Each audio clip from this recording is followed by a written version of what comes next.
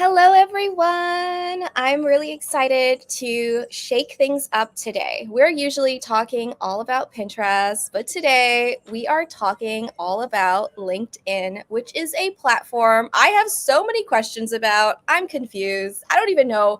I know it's different, but I'm like, how is it different? So if you have questions like that about how to grow your blog or business or brand, with LinkedIn, I've got the expert for you. How's it going, Hailey Rowe?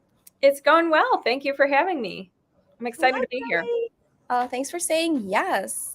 Can you tell us a bit about you, your expertise, and give us a taste of what we're going to be talking about today? Definitely. So, I am a marketing and sales coach and strategist, and I work with individuals who want to attract more clients, get more exposure, maybe more speaking or podcast opportunities, things like that. And I also am a LinkedIn lead gen service provider, which is why we're talking about LinkedIn today, because it is an awesome platform to use if you are trying to get more visibility opportunities, get more partners, get more clients. And so we're going to be talking a little more about how you can use the platform and get started on LinkedIn. I love that. Love all about focusing on the how to get started. I think a lot of times the advice that people or experts provide is not for the person starting from, okay, yeah, I have a LinkedIn profile, but that's about it, right? Like that's Yeah. usually our starting point. So if you are watching with us live, be sure to just comment and share any questions that you have. And of course, if you're watching the replay, you can leave comments right down below in the comment section and we'll get back to you that way as well. Okay, so let's dive into these questions. All right. Be sure, of course, if you've provided a question or you want to jump ahead, you can always check the timestamps for the specific answer you're looking for. Okay, so question number one: what are the 3 to 5 different ways that you can use LinkedIn for business growth? We all want growth, but what does that look like practically? For sure. Yes. So LinkedIn is a networking platform, which means it's not just for entertainment like Instagram and Facebook. People actually go on there to connect and get opportunities and look for positions and all sorts of things. So there's a couple different ways you can use it as an entrepreneur specifically. One is to connect with potential partners. So people who you'd want to do live collabs like this, like we're doing, or people who could refer you because you guys have a complementary audience. So referral partners or people you want to partner with. A second way you can use it is to connect direct to clients. So if your ideal client avatar is somebody who's a certain type of professional or somebody who maybe you know is a female, but you don't necessarily, they don't have a specific job title, there's a way you can kind of work around that, but it's usually best if they have a certain type of position, or if you say female professionals or things like that. The third way to use it is to send traffic to wherever you're more active. So even if LinkedIn's not your main platform, you can still be posting and you can still be connecting with people. And if it makes sense, you can invite them to wherever you are centrally located, whether that's your email list as your main thing or your Facebook group or things like that. And then there's some other ways you can use it. You can use it for corporate, like if you're trying to speak at corporations, like I have some clients who do corporate wellness. So we use LinkedIn to connect them with the right people who decide, you know, who gets to be their speakers at their company for wellness. So those are just a couple of the ways that you can use it. And if you're overwhelmed about that, we can, of course, dig in more, but that would be a starting point. I love that. So you can use LinkedIn to grow wherever it is you're most established, right? And as a lead generation tool, but also from what it sounds like, to be more targeted and intentional with exactly who you're trying to find. I like Exactly. that. Yeah, because you can search certain types of towns, you can search certain types of like job titles. So, like if you're looking for podcast hosts, you can search all sorts of things. So it does allow you to get more targeted. Wonderful. So, similar to that, this is a popular question. How is LinkedIn different from other platforms? hmm So LinkedIn, the average salary of people on the platform is actually higher than some of the other social media platforms. So naturally, if you're looking for people who maybe have purchasing power, it's a good Mhm. platform for that. Also, it's different in that it is intentional. So it's not like you go on there to just numb out and watch videos. It is a platform where you go in, you probably check your messages, you're connecting with people, and it's a relationship building platform. So that's a little bit different because sometimes, people expect networking on LinkedIn versus sometimes on other platforms, people don't expect that. And it's also different in that it's lower maintenance. So you do not need to be posting all the time or doing, LinkedIn stories or dancing in like reels all the time. It's more you get in, you share something, maybe you share an article or share a podcast you were on or something, and you get off. You answer your messages, you get off. So it's not something where you have to be posting every single day to be Mhm. successful. And I find too that because it's a little bit uh, under discovered yet, I mean, it's growing for sure, but I think you can stand out more on the platform. And I think that your posts get more visibility sometimes compared to Instagram, which the algorithm's always changing and it can be really frustrating sometimes. So those are some differences. Love that. I'm like, where do I sign up? It's like I need to get started with this. It is. Uh, yeah, it's amazing. I would also love if you even have any examples of like popular posts that work, especially Yeah. for this question where it's what kind of things should you be posting on LinkedIn? So you Yeah. mentioned like podcasts that we're in or articles. But yeah, what works? Because I've Yeah. also heard of something called like the LinkedIn voice, like how you speak on LinkedIn is different from how you speak everywhere else. I think that there's a common misconception that you have to be really stiff and robotic on LinkedIn. And while you don't want to be posting, you know, bikini pics probably and, dancing, lip syncing videos like you would on Instagram, you still can have fun with it. Like you can still use emojis, you can still have fun, humor, you can post memes. I mean, it's not something where you have to be extremely serious. And actually, one of my friends who is really viral on LinkedIn, one of his best posts and the post that got like the most shares, comments, whatever, was actually it had nothing to do with his business. It was about how he adopted his two daughters and what a difference that's made in his life and all sorts of stuff. So you can still do storytelling posts, objection busting Mhm. posts, promo posts, anything that establishes you as a thought leader. So sharing articles or something and adding your own commentary to that. Um, so also, I mean, you don't have, it's kind of similar to the other platforms. The only difference is, yeah, you might want to establish a little more authority and credibility by sharing like your thoughts on certain things in the industry and whatnot. Mhm. But that's I think people need to loosen up about and stop overthinking every single thing they post on LinkedIn. Keep it, yeah, keep it professional and appropriate, but you Yeah. can still have fun. All right. All right. So, button up the shirt a bit, but it doesn't have to be all the way to the collar. You can roll up the sleeves a little if we're talking how I like the that. level of. Yes. Yeah, I like that. I like that a lot. We actually have a question from a viewer. So let's Yay. get to it. Right. So, how to promote your offers on LinkedIn without advertising, which is very expensive on this platform. So, we Yeah. want that organic traffic, Hmm. What are your thoughts on this? Yeah. So a couple things. I don't use LinkedIn advertising. You don't even have to be able to get the most out of this platform. Obviously, it can amplify things, but as far as how often to promote your offer, I would say probably it depends on how much you're posting. So first you have to decide how often are you going to be posting on LinkedIn per week and what can you stick to. So if you can stick to three posts a week, it might be once a week is like a heavier offer post. But that doesn't mean that you can't have calls to action in all of your posts. So making sure you have a call to action either to engage with you, to share your post, to sign up for a lead magnet or freebie, something like that is okay in every post. But as far as like a very offer based, here's the benefits of working with me, or here's like a client case study that's extremely in depth about my offer, you'd probably want to, if you're posting 3 times a week, maybe once a week, it would be one of those 3. But if you're posting every day, you could probably do, 2, so it just depends on the ratio, because you don't want to, if you only post once a week, you don't want it to just always be about your offers. But that would be my advice. And I think the other thing to keep in mind, like I had a client who, she started posting about her coaching program because it was for women who were burnt out professionals. And she did get people reaching out to her from her posts.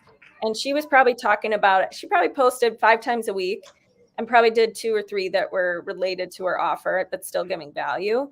And so that worked for her. So, but more of it, here's the other thing I want to say, because I'm a big believer that posting nurtures, but it's not always, especially if you're newer, it's not always a thing that is going to close the sale and have people buying from you. It's the thing that starts the conversation. And what's way more important on LinkedIn and way more important in general on social media, in my opinion, is connecting with your actual audience and having those personalized conversations and seeing where you take it from there. So just make sure if you are posting about your offer that you are, engaging back with the comments, that you're seeing who likes it and acknowledge it, like thanking them for being a part of your page and maybe starting a conversation with them. That to me is more important than just posting it and hoping people sign up for your service. I love that. That's amazing advice. I guess like one follow-up question I would have is what exactly should we be posting? So yes, there's the frequency. You're saying keep it maybe to about 30% of our posts, right? We don't want to constantly be like, here's our book or call page or here's our sales page. But what could we do as those direct to promotional posts? Like, and also, do you have any like visuals we can see if you have? Oh, yeah. Examples. Yeah. So I would say a couple things. One, I'm going to go off on a little tangent, but I just want to tell everybody this while it's on my mind. On your profile, there's a place to add a section called the featured posts. And you want to add that to your profile and put your best, think of it like if you had a website and you have, your best testimonials, you have a page that maybe talks about your services, you have a page that maybe tells your story, you would or your about you. On your profile, you're going to want to create a featured section and save your best post to that featured section so that when people connect with you and want to check out your profile, they see those posts. Now, as far as what to post, if you don't already have posts on your LinkedIn where you've shared some client wins, where you've shared about your offer and the benefits of it, where you've shared your story, your personal before and after story, or about you, post, those would be just some basics to start with. But as far as promo posts go, I'm a big fan. I don't know if you're like, I think it's important to keep it simple and to have like a catchy headline at the top that generates curiosity. Then you want to kind of agitate the pain or elaborate, like get people understanding what's possible for them and why they should keep reading and why they should get excited about your offer. Then you want to go into the body where it's just like the benefits you can provide or the before and after or a story you tell that helps people see what's possible with your offer. And then you have the call to action, like book a call with you or something like that. Or, if you have a webinar or something, you can mention that. So it's pretty much the same as other social media platforms as far as copywriting goes. Like, and I'm, you can look up, I have a content roadmap we could share later in the notes if you guys want to see the post, but that would just be for general content, but it still transfers to LinkedIn. But the before after bridge type of copywriting, meaning you share before, the after, and then you bridge it to, and if you want this too, you give the call to action, the ad, pads, like all the copywriting formulas. If you Google copywriting formulas, you're going to get plenty of ideas of how you can structure your post. And then as visuals go, visuals you can put, like I've had my clients before, they've shared like a funny meme that relates to what they're posting. I've had clients use photos of themselves. I've had clients use, and when I say photos of themselves, again, I just like professional photos, but, and then I've also had clients go live on LinkedIn. So there's a cool feature where if you use StreamYard, which is free, you can go live on LinkedIn. You could probably do it through other platforms too, but I use StreamYard. And I've done a lot of like just live educational videos and tip videos and things like that. And those tend to do well as well because they're live. And the last thing I'll say is kind of a newer feature on LinkedIn is there's this new thing where you can do a live event. So it's kind of like, you know how Clubhouse, you can have an audio event and you could be the host and people can come into your room. LinkedIn has that where you can do that as well. And I was on one recently where there were like 70 people and I had 2 co-hosts and it was super fun, all about how to use LinkedIn. So that could be another way to use LinkedIn's features. Love it. All right. I really hope that was helpful. We got some positive feedback. Yay. Thank you. I'm like really excited to start posting on LinkedIn myself. All right. So here's another great question. How do you find your target audience on LinkedIn? Okay, so this is a good question. And this is something where it might be easier to show a visual at some point. Yeah. But Show, like if you want to share your screen, okay. Go for it. Oh, cool. Okay. I sure will. Give me 1 second. I forgot that you could do that on StreamYard. So let's do that. But what I want to say first is if you're using the free account, so LinkedIn, I'll keep talking if that's okay while I Yeah. So free LinkedIn accounts don't allow you to go as deep with the targeting as if you were paying for Sales Navigator, which is not ads. It's not, anything crazy. They have a free trial month. It's something that you can use to target somebody's like how many years they've been in their position, where they're located, certain keywords on their profile, their job title, where they went to school, if you care about that, things like that. So we're not going to go into that today because that's more sophisticated tool, and you can start probably for free with what we have available to us.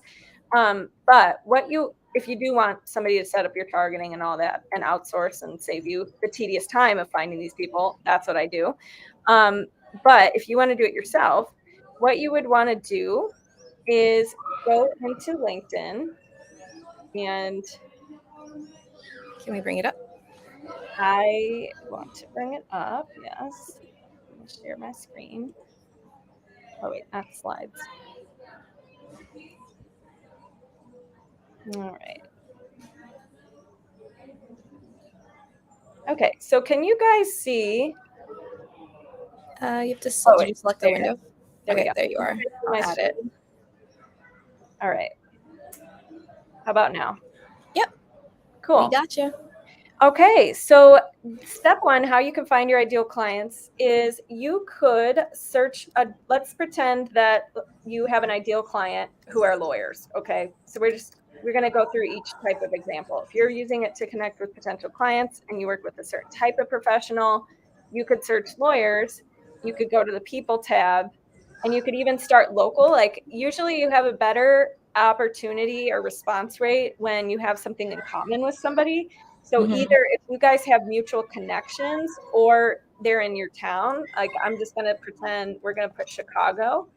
So if I put that in here, LinkedIn will show me people who are in the Chicago area, who are lawyers. And same thing, if your ideal client is like just female professionals, obviously you can use your best judgment to be like, okay, here's a female professional, right?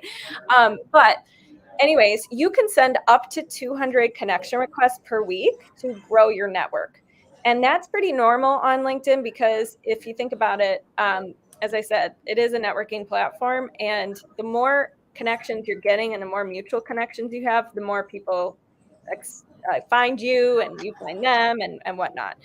So if I wanted, not everybody has a setting where they allow you to connect with them. So just a heads up there, that's why you see different things here. But this is somebody who, for example, I could connect with. And if I was going to connect with him, I could add a little note here where I say why I'm connecting. So it could just be really short. And I highly recommend you keep it really short. And you just say, hey, Zach, great to connect. We're both in the Chicago area. And, professionals, we're both professionals in the Chicago area, would love to connect. Or I work with a lot of lawyers. It's always great to meet others in the field, something very short. And then the other thing that happens is, and I'll go back to some different ways to find people in a second, is when they accept your connection request, it will show up, your little welcome note will show up in your inbox here so that you'll know they connected back with you. And you'll also get a notification that they accepted it, in which case you can then start a conversation with like an intentional question. So usually no sales pitches. I want to just share with you that you're probably going to get a lot of messages that have really long sales pitches in your LinkedIn inbox. We do not want to do that. That doesn't work. Okay. So make sure if you're starting a conversation with somebody, you be like, hey, Zach, it's great to connect. Insert intentional question that could either lead to your freebie or lead to a call or lead to collaboration, but not, do you want to buy my program? So that's option one is lawyers. Another way to find your ideal client. Sorry, a question, like for example, a question could be like, like, do you need help with Pinterest marketing, or like, have you considered Pinterest as a platform? Yeah, so it could be something along the lines of like, I'm curious, are you using Pinterest for your business these days, or something like that? Or it could be, I want to make my content really useful here. I'm a Pinterest expert. Do you have any questions or challenges when it comes to Pinterest? Something like that. Or are you looking to expand your business these days? And you don't even have to mention the Pinterest yet. Okay. So that's an option there.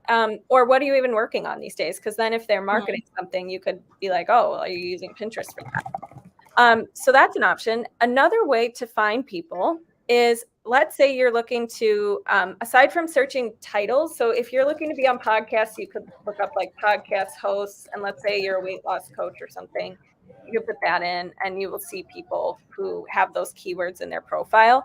But aside from that, if you knew that you wanted to, let's say, do corporate speaking or something. So I'm going to obviously this probably wouldn't be the company you're trying to speak at because it's gigantic, but let's go to Amazon, and you can actually go to their company page, go to their employees, and you can find the person who is a decision maker in that. So you can find the HR department, or you can find who you might need to talk to here. And that's another way to find opportunities. So that'd be how you do it for like corporate connecting and speaking and things like that. If you were trying to, I'm going to remove, if I go home, let's see if it will let me. Yeah. So titles, companies, you can also, if you think your ideal client follows a certain type of person. So let's see if Mel Robbins is on here. This is like a personal development guru. I could go to her profile, and if I think my ideal clients are here and we don't directly compete with each other, because we do two different things, you could engage on these. You can comment on these. You can see who is following her and see their job titles and see if they'd be good people to connect with. So that's another option. And then the last option I'll give you for now is joining groups, because here's why. If I search like, well, for Natalie, I don't know if there's going to be any Pinterest groups, but let's find out. So you could type in Pinterest. You can go to groups, and you can find some groups. Now, LinkedIn groups are not hopping, meaning they're not always actively engaged, but we don't even use it for that. I'm going to show you what we use it for in a second. So let's pretend I joined this group and I got accepted. Once you get accepted, it'll show up in your groups section on your profile. And I'm just going to go to my group on LinkedIn. Just so you know, this is not my group on Facebook. I had a group on Facebook called this, but it got hacked. So don't join it on Facebook, but join it on LinkedIn, or go to Marketing Hub on Facebook. That's my new group. But anyways, you would go to see all, and here's all the members. And because I'm in the group with them now, even though this is my group, if it wasn't my group, I'd still be able to message and connect with people in the group. So you can see here, oh, here's some, people who I want to connect with or whatever. And one piece of advice, though, is I recommend sending the connection request first, because if you just are new to using your LinkedIn account and you just start messaging people directly who you're in groups with, which you can do, it's a special privilege of being in a group with somebody, LinkedIn will be like, why are you doing all this all of a sudden? You need to wake up your account. So you could go straight to messaging if you wanted, but If you're new, I would warm up your account first, and you can send up to 200 connection requests anyways first, and then you can go to the second message. But it's up to you. You could start messaging directly, but just start small, like start with like 4 Mhm. in a day, and then wait. You know what I mean? So Yeah, those are a couple ways that you could find people on LinkedIn. I love that. Now I want to go start a LinkedIn group. Right? Maybe I will. All right. Amazing. Thanks for that. Um, okay. So I think you've pretty much answered this, but maybe we can just do a quick recap. Mhm. This is one of the most popular questions. How do I get clients on LinkedIn? Yes. Okay. So I want to dig deeper into relationship building, because there's a right and there's like kind of a classy way to do it, and like you've all seen unclassy ways. So I have a framework called the 4 basics of client attraction, and it stands for connect, which is where you'd send the connection request, or you'd be visible to them. So you Yeah. maybe comment some meaningful things on their posts or whatnot. Engage, which is where you ask them an intentional question. So Natalie's might be, what are you working on these days? Or, Yeah. what's got you excited in your business these days or whatever. Pre-offer, which is once you hear what they are working on or what they find useful or what they find valuable in your content, you deliver that either through your freebie or through an invitation to some kind of piece of content you made for them, or a webinar you have, or whatever. And then the last stage is seeing if they want to go to the next step with you, which is the sales process. So that would be the sales is the last step. So that's where you'd say, do you want to schedule a discovery call, or how did the webinar go for you? Did you have any questions about the Pinterest course or whatever? Mhm. So those would be the 4 basics you want to hit. And what you need to know is that probably about, it can be over 30%, depending on who you're targeting on LinkedIn, and how much if you're doing the 200 connection requests, or if you're only doing 5 a week. Obviously these numbers will change, but you should probably get, if you're good, at least over 30% people accepting your connection requests. And then from there, that second message, it's going to dwindle down even more. But as long as you are consistently seeing and asking questions that allow you to bring value to them, and then delivering Mhm. it with your freebie or whatever, your Facebook group, whatever you're trying to do, that is the client attraction process. And if somebody needs more time in that third stage, the pre-offer stage, you can just keep doing that through follow-ups, through more posts on your LinkedIn, whatever. And then sometimes people actually go to the fourth stage sooner rather than later, but other times people, depending on your sales cycle timeline, Mhm. they stick around and they eventually get there. So what I want you to know is that this compounds. And so it's something that you can't just go into LinkedIn, do it for 1 week, and then like have consistent clients from it. It's something you do every week. We do this for my clients, and I do this. I've been doing this for like 3 years, and it's my best platform as far as how many calls I book from it, how many clients, how many collab partners I find, because I'm consistent, and because I, ask questions and lead it to a call or wherever. So that's my tip for you. If you're going to do it, you got to be consistent. And if you don't want to spend, it can take a little time to do the targeting yourself and to do the messaging yourself and keep track of all that. So if you're looking to outsource that, that's what I do. But start on your own and get a feel for it, and you should see some positive results. I love that. And I'm just bringing up this question because it's one of the most Googled questions about LinkedIn: how to turn LinkedIn connections into clients. Mhm. And Hailey just answered that in 2 different ways. So you're going to want to, if you're watching this, looking for this answer, check the timestamps and watch the last 2 questions. You will get your answers to that as Cool. well. Love that. And yeah, like I would just say maybe you mentioned that having connections is important. Mhm. So, how do we boost the number of our connections? Because if we want these clients from connections, we first have to start building those connections. So, where would you start? Or any Yeah. tips about that? Yeah. I would start with setting a target that you can stick to of how many connection requests you're going to send out per week. Mhm. And also if you haven't been on your LinkedIn profile in a while, check your connection, check the people who've been sending you connection requests, because sometimes we forget to even look at that. And so you need to check your notifications, and I'm sure you have some pending ones waiting for you. But the other thing is, if you wanted, you could also, aside from just sending connection requests yourself, Yeah. you could start engaging in other people's posts so that people can see you and send you connection requests. You could do collaboration. So like I've done LinkedIn live interviews with people, and they share the live to their page. And sometimes people find me that way.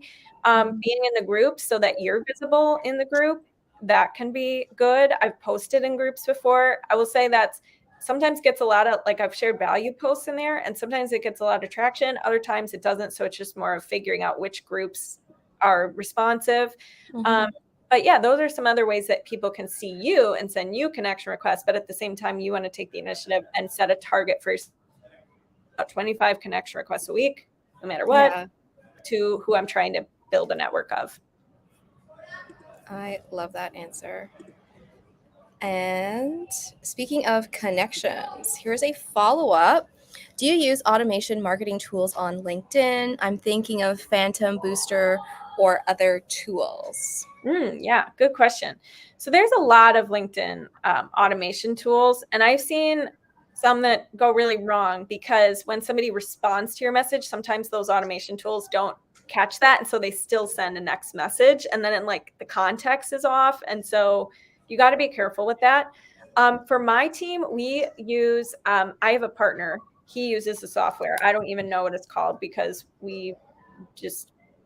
I stay in my lane of messaging and targeting setup. He does the other part. So, but we do only a 2-message campaign. And so that it doesn't lead to problems, meaning like things Yeah. getting context. Because when it's really long and you have multiple message sequence, it doesn't usually work. So you want to have that short connection request message. And then you can they might respond in the meantime before that, and you can get involved and then stop the second message. Or if you send the 2 messages, then the conversation takes it from there organically, because the person would reply to your second message and you can tailor a response. So I'm sorry, Oliver, I don't have like, here's the ones you should use, because I don't think that you really need that, because I would just start the conversation and then do it organically. I only use it for like the first one. But if you are going to use it, just be careful that it's not going to be like out of context when they answer you.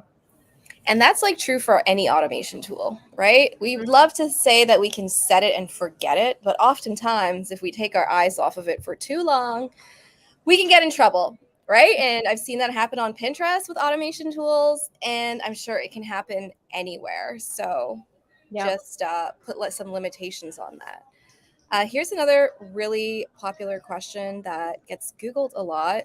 How do I talk to clients on LinkedIn? And I think for this, we're not going to talk necessarily about the mechanics of it, because yes, we're going to connect, we're going to message them. Yeah. But how, in terms of our language, or we talked already about the starting questions, but can you talk more about maybe like the formula or the pathway? Like, yes, is the goal to like get them to book a call, for example? So yeah, just take us through the how of it. Yeah. So when you're speaking with people on LinkedIn, there's a couple things you got to keep in mind. And LinkedIn has different features you can use to make it more personal. So you could send a voice note on LinkedIn, just like you can on Instagram. You can send a personal video of yourself. I've actually had people send me personal videos, and I'm like, oh, that's cool. And I usually respond when they do that, because I'm like, wow, Yeah. thanks for taking the time. So you can experiment with testing all 3 and seeing which one your people respond to the most. But as far as how to speak to potential clients, you got to first just ask yourself, like, what is my goal here? Obviously, you want to be helpful and useful to them. So you should have, for me at this point in my business, I probably have a freebie or a blog or piece of content for any possible struggle that could come up that they say in our message, that I could provide value to them. So thinking about how can I be useful is a question to ask yourself when speaking to clients. How does this come across, as far as, are you acknowledging what they're saying to you first, or just chiming in with your thing? thinking about how can I be like of use to them first before it's just how can you help me, or hey, can I be a guest on your podcast? Think about how can you make it win-win. And then the other thing is to ask open-ended questions at the end of your message to lead to the next step or keep the dialogue going. And then as far as where you want to send people, you have to decide if calls are the best way for you to offer your offer. For most of my clients, that is how they do it. But if you're more so like maybe Natalie, where you have a lot of courses and stuff, you probably would be better off sending them to your lead magnet or funnel or whatever if you don't take a lot of calls. So that will depend. But the other thing I want to tell you is a stat is like sometimes, and this is not for LinkedIn, this is for all messaging, all direct messaging on social media. It sometimes can take up to 4 touch points for somebody to respond. So don't get discouraged if they didn't see your message or something, because A, not everybody knows how to check it, so they might take a while. B, and C, they may need more touch points. And what a touch point is basically like you connected, that's one touch point. You sent a message, that's one touch point. You commented and liked their photo, that's one touch point, et cetera, et cetera. So make sure that you're kind of not being discouraged if you only did one touch point that they didn't respond. Now, some people will, and LinkedIn is more, I think you're going to get a way better response rate because people use it for this, but just want to share that as well. And as far as your voice, like think about tone too. So like in text, we can't always hear the tone behind it. So just make sure if you're writing something out, if you read it back and it sounds a little like clunky, just be careful there. And that's why voice notes can sometimes come more in handy. And the last thing to say is create objection busting posts. So what I mean is if you know your ideal clients have certain hesitations, FAQs, things holding them back from reaching out to you or working with you, create posts that relate to those things and address those things and really do address the biggest concerns your ideal clients have, because those can be helpful in conjunction with the messaging you're doing. I love that. So helpful. I'm getting excited about LinkedIn. I hope you all are all as well. So this is kind of just adding on to this, or I'm including this question simply because it's one of those top searched. What do I say when reaching out to potential clients on LinkedIn? I encourage y'all to check back the last few answers. Hailey has gone into great detail with how we start the conversation, what we should do first, and also in terms of like our tone and the type of open-ended questions. Speaking of open-ended questions, could you give a great example of a conversation continuing question that you would use yourself, or say if you were me? Sure. One thing I will say about this question, what should I say when reaching out to people, and then I'll give some examples, is you don't want to ask a question that could be perceived as offensive. So in other words, if you're a weight loss coach, you don't want to be like, hey, are you looking to lose weight? Because that could maybe be perceived like, wait, this person doesn't know me. Like, do they think I need to lose weight? Like, so this reminds me of like, I keep getting emails that are like, fix your Instagram. And I'm like, yeah, delete. Right. So usually you can focus on a question that you want to focus on a question that isn't asking somebody their biggest insecurity or something that they probably wouldn't want to share with somebody who's new to them. And you want to maybe to open it up to a positive question. Like for Natalie, it might be, what are you excited about in your business these days? Or what are you promoting in your business these days? Or what's a business goal you're working on summer? Yeah, something like that. What's your mission? Things like that. So, and then if you want to keep the conversation going, because maybe you gave them a freebie or something and they're going to check it out. Sometimes I like to say like, how did it go for you? Did you have any questions about the freebie? Or even something like, what's next for you? It can be another one. Or would it make sense for us to connect sometime? I know LinkedIn can get kind of, the inbox can get busy. Something like that. Or if you're not sure, like if you're, you can always say like, are you or someone looking to blah, blah, blah. So that way it can be more referral. And also like, who is your ideal people so I can refer you. So if it's a B2B connection, you always want to ask questions. Mhm. The questions would be slightly different because you'd be seeing like, how can I be of, who are you looking to connect with these days? I'll keep you in mind for referrals or, things like that would allow them to be like, wow, okay, that's nice. I love that. So helpful. So many of these questions are about what to say, when to say it, how to say it. Like, for example, another popular question is, should I message or reach out to clients directly? And I guess, is there another way to contact other than message? And we can message or we can comment. I guess you Mm-hmm. could contact them off platform.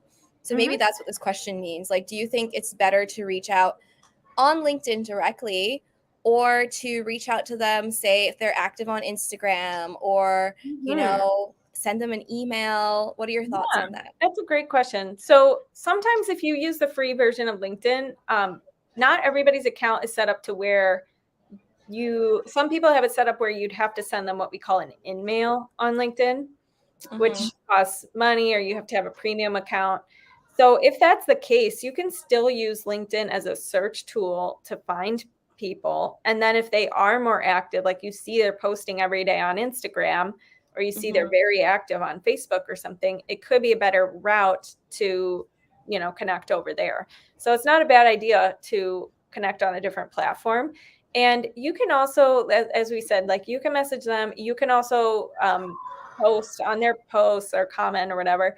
But the other thing is, if you ever use LinkedIn and you have connections where there's a warm introduction that could happen, Yeah. meaning like Natalie, like if you wanted to connect with somebody because you wanted to be on a sales podcast or something, I probably know somebody in my network who I've been on their sales podcast, and I could do a warm intro, and that will probably go a lot further than if you Mm-hmm. just reached out yourself, right? So that can be another way. It's just, ask yourself, is there a way I could get a warm introduction because we have mutual friends or we had a mutual event we were a part of or something like that? Yeah. I love that. So there are so many ways to find clients. This is a question that I had because I've seen, these types of tools reach out to me. What about tools that allow you to get email addresses? Should I cold email? Mm, I know there's a lot of tools out there where you can pay and it gives you access to everyone's email address. Like, what yeah. are your thoughts on that? Like, what's the right thing to do here? I think it depends on what kind of business you have and how high volume you're doing with emails and what platform you're using to do it.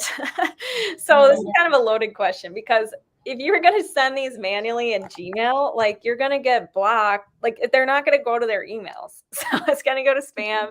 It's not really going to work. Gmail's going to hate you.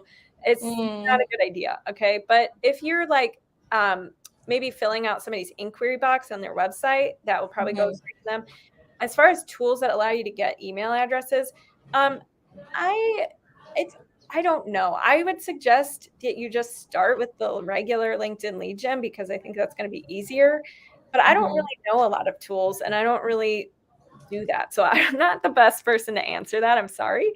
Yeah, that's fine. But there are companies where you could hire.